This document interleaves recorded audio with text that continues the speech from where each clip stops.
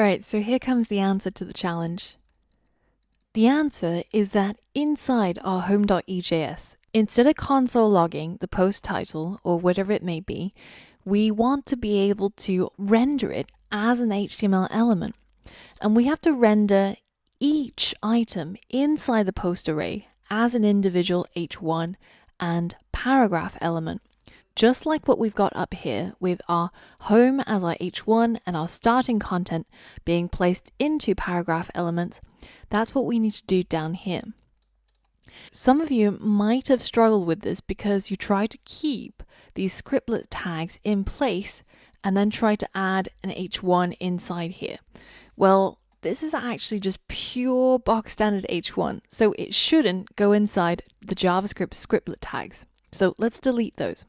Inside our for each loop, we know that we loop through each post inside our post array. And each post needs an H1 for its title and a paragraph for its content. So let's go ahead and create an H1. And the content of our H1 is going to be the post in the singular form, so each post dot title. And then we're going to have a paragraph element. And in our paragraph element, we're going to add the post dot content.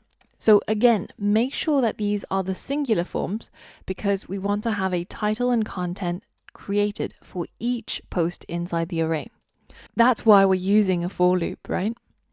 Now, in order for this to work, we need to be able to put in the value of post.title into our H1 and the value of post content into our paragraph. And we have to do that just as we did up here because these are going to be JavaScript variables, right? They're not just plain text that we want to show.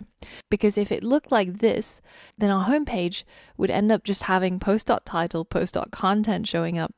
And that's just plain text. So we have to use the EJS tags that outputs the value into the template.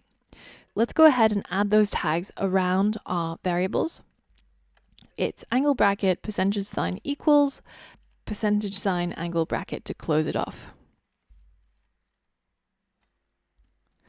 All right, so now that we've used the value tags, let's go ahead and check and refresh our homepage. And now you should be able to see the title and the body being rendered inside these paragraph and H1 tags.